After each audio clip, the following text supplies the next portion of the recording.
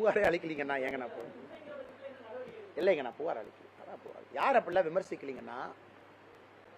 ஆனால் அக்கா இன்னைக்கு சொன்னாங்க, நீங்கள் ப்ரெஸ் மீட் வச்சு கேள்வி கேட்குறீங்கன்னு நினைக்கிறேன். ஒரு ப்ரெஸ் மீட்டில் பேசும்போது சொன்னாங்க, அண்ணா எங்களை பொறுத்தவரை கட்சியில் ஒரு டிசிப்ளின் இருக்குது. அஃப்கோர்ஸ் அந்த டிசிப்ளின் படி நம்ம ஆக்ஷன் எடுக்க போகிறோம். அது ஒன்று.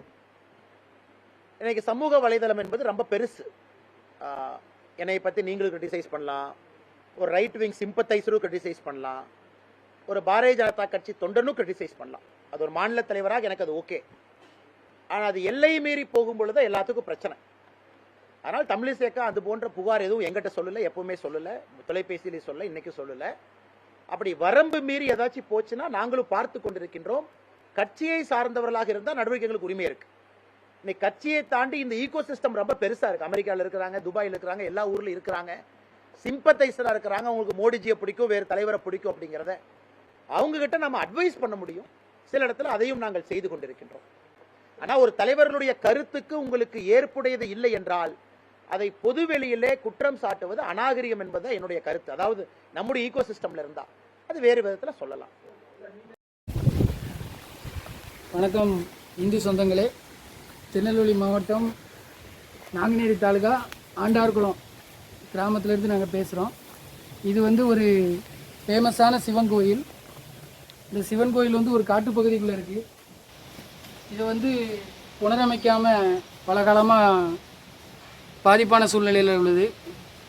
இதில் பார்த்திங்கன்னா நிறையா நாகங்கள் குடிபோகும், நிறையா மயில்கள் அடைகிறது. பல விசித்திரமான கோயில் இந்த கோயில்.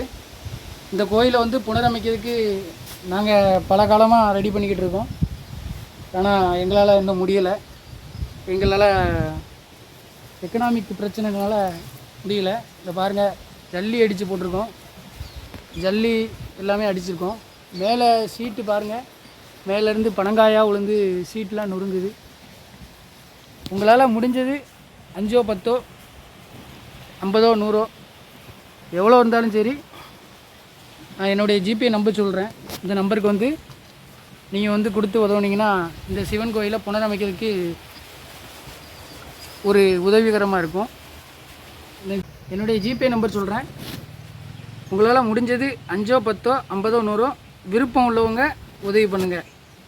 93 85 44 31 06 இந்த நம்பருக்கு உங்களால் முடிஞ்சது இந்த கோயிலை புனரமைக்கிறதுக்காக, ஒரு இறை அருள் பெறுவதற்காக நீங்கள் உதவி பண்ணிங்கன்னா கொஞ்சம் நல்லாயிருக்கும்.